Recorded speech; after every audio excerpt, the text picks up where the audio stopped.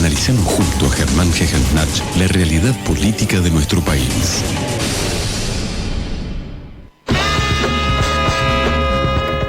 Germán, como todos los viernes subís la columna de análisis político semanal a Comunidad de Política, donde sos director, y también a nuestro Facebook, La Primera Trujuy. La leí y por primera vez siento que no has analizado la realidad, sino que te has comprometido con la realidad. Noté, por lo menos, mientras escribías, un poco de enojo con la situación política real, un poco más involucrado. Ese camino me gusta, me gustaría que lo continúes también. Pero la verdad que eso, que me gusta cuando el escritor se compromete con la realidad y lo afecta emocionalmente. Y sobre todo, bueno, algún tema que para mí es muy importante y muy necesario de recuperar, como es el trabajo informal, digo, necesario de recuperar y llevarlo a todos los trabajadores a un sector formal, justamente, que sean cuidados, ¿no?, por el sistema. La verdad que no sé si sentirme contento o no con lo que me decís, porque la verdad que uno se compromete siempre, lo que pasa es que a veces no se nota. Ajá. ¿Viste? Pero bueno. Por lo menos quedaba explicitado tu enojo con algunos temas. Sí, igual el tema de inseguridad también me provoca mucho enojo. Ahí no se notó, pero bueno, una vez se lo trata de... Y la inflación también. Y la inflación ni hablar. Pero bueno. Digo, por ahí uno también está más vinculado con los trabajadores, o por lo menos yo tengo mucho respeto para con ellos, y me parece que el trabajo en negro y la inflación efectivamente los afectan muy, muy directamente. Y además parece una especie de bautismo laboral.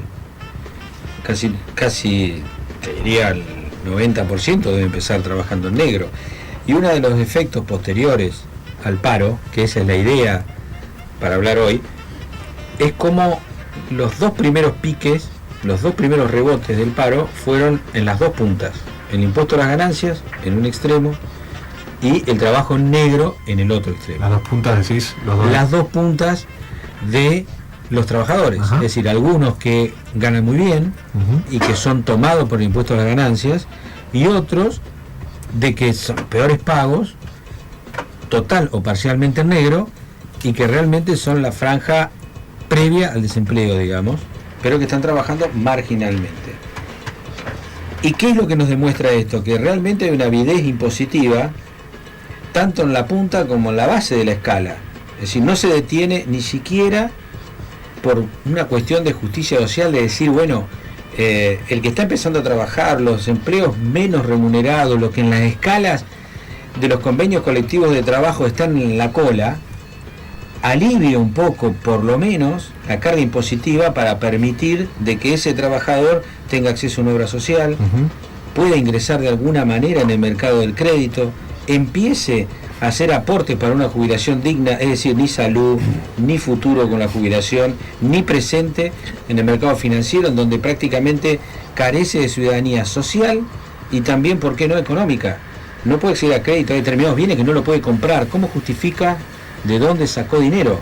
Sí. Y a su vez, uno normalmente toma el trabajo en negro como el 100%. Dice, bueno, trabaja en negro porque no tiene recibo y no se le paga de acuerdo a derecho. Pero la verdad es que también hay una gran cantidad de trabajo parcialmente en negro, donde para no ser alcanzado por el impuesto a las ganancias, trabajadores y empleados se ponen de acuerdo y de esa manera tratan de mantener el poder adquisitivo de su salario.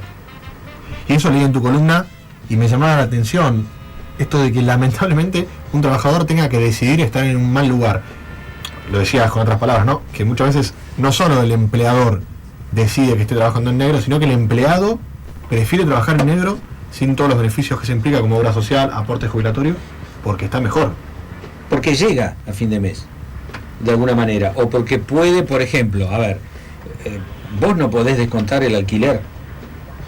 Hoy tenemos un proyecto que va a entrar en el Congreso para descontar el alquiler del impuesto a las ganancias, por ejemplo.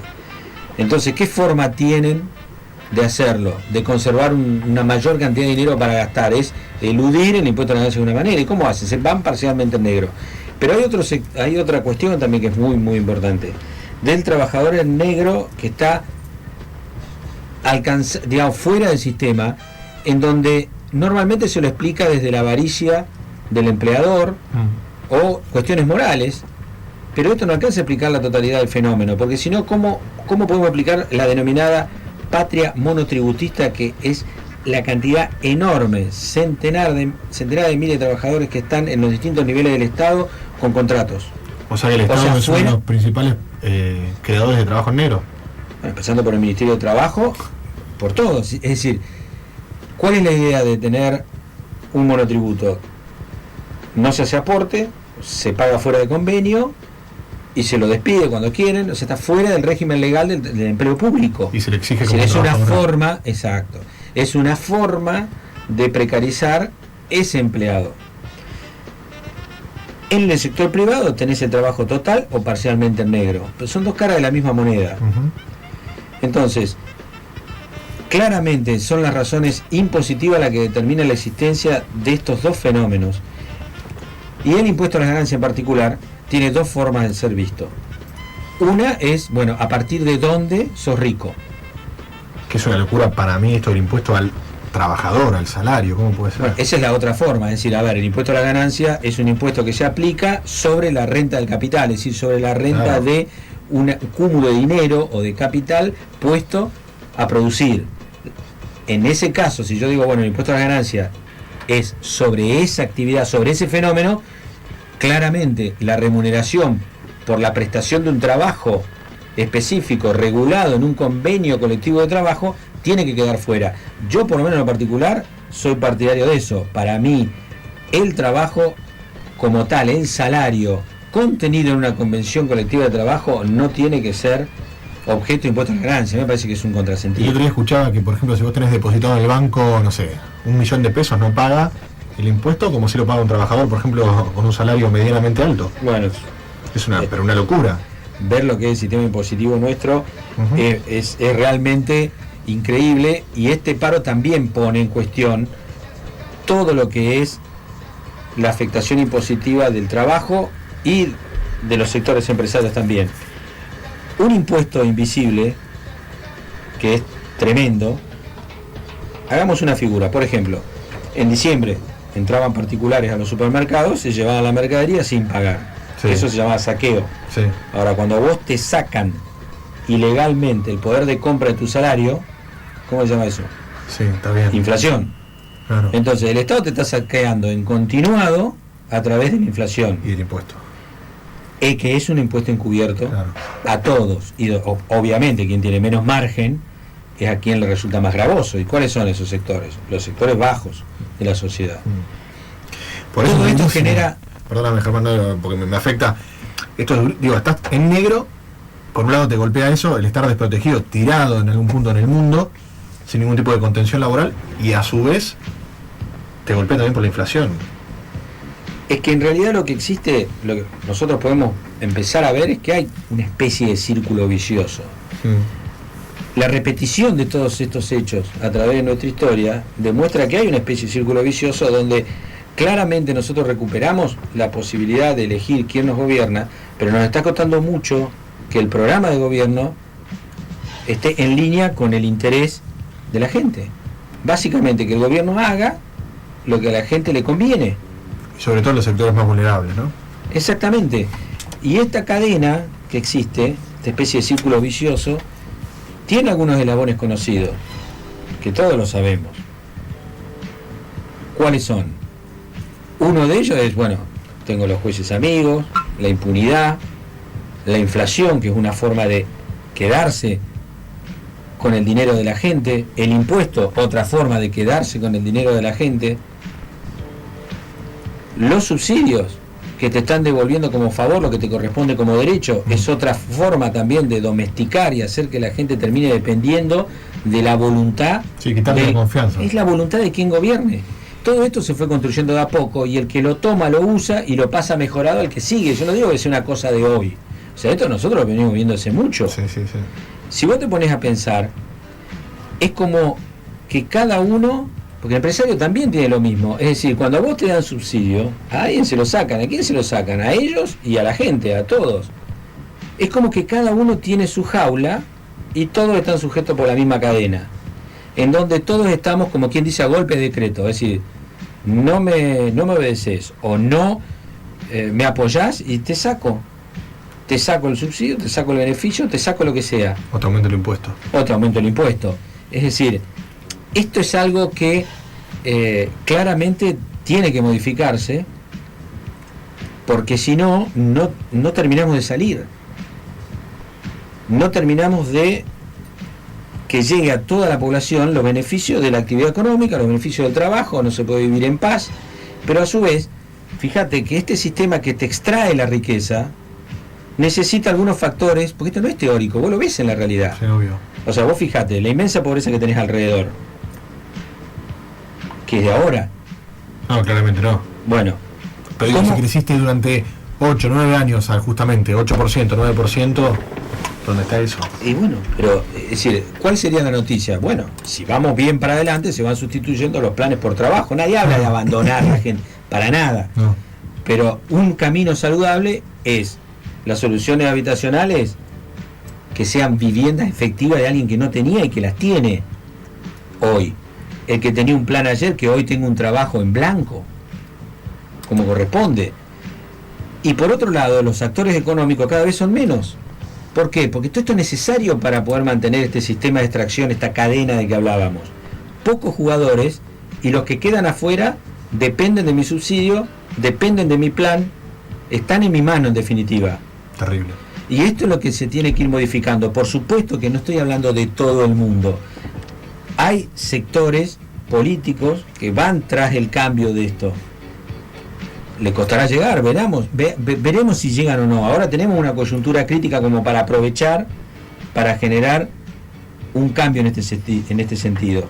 Ahora, hay dos cosas básicas, es decir, si una persona gana bien, va a ser el que mejor va a decidir cómo alentar el consumo a partir de disponer de un salario razonable y en blanco. O el excedente, cuando los que ganan más y pueden ahorrar, van a ser los que mejor van a decidir dónde invertir. O sea, son dos cuestiones básicas, hay muchas más, pero que por lo menos en estos dos aspectos que hemos hablado hoy, es importante tener en cuenta. Y me gustaría recordar un poco lo que vos decías, ¿no? Porque uno realmente se siente mal con todo esto que pasa, pero como dijiste cuando empezó el programa, esto no hay que transformarlo en resentimiento. Es decir, no nos dejemos atrapar ni entre los fanáticos ni entre los resentidos. Es decir, tenemos que ir a solucionar los problemas, porque en definitiva la solución de los problemas de todos los días es lo que nos va a hacer vivir mejor a todos. Sin duda. Muy bueno, Germán. Me gusta descubrir un Germán nuevamente desde la pluma, más comprometido, más pasional, y sobre todo cuando además tocas un tema que para mí es muy importante, el respeto a los trabajadores. En esta columna que también describís, los golpeo desde la inflación y los golpeo también desde el trabajo negro y los dejo tirados laboralmente hablando. Hoy leí un cable en Telam sobre, decíamos algo así, podríamos llamar la convergencia. ¿Qué es esto? Hay un foro de convergencia empresarial. El foro de convergencia empresarial son más o menos unas 39, 40 entidades empresarias que empezaron a reunirse, ¿no? Como dice Telam, digamos 2 semanas antes de que se haga la comisión de investigación de los actos ilícitos de empresarios durante el proceso. No, en realidad este foro de convergencia empresarial empezó a principios de enero. Antes de que se instrumente el ajuste ya se reunieron en la rural, lo cual llamó mucho la atención en plena etapa estival. La segunda reunión fue en los primeros días de febrero, también en la rural, donde no sé si recuerdan, se sumó Moyano con otros 40 gremios y firmaron un acta de compromiso. La tercera fue en Ramallo, en el famoso encuentro agrario de tecnología agrícola en Ramallo. Y esta es la cuarta, que se reunieron en el Consejo Profesional de Ciencias Económicas de la capital, donde dieron a luz además un documento sobre coincidencias básicas en materia económica, en materia social, ¿no? Y en materia institucional. Ahora, ¿qué es lo que me parece importante que empecemos a pensar de esto?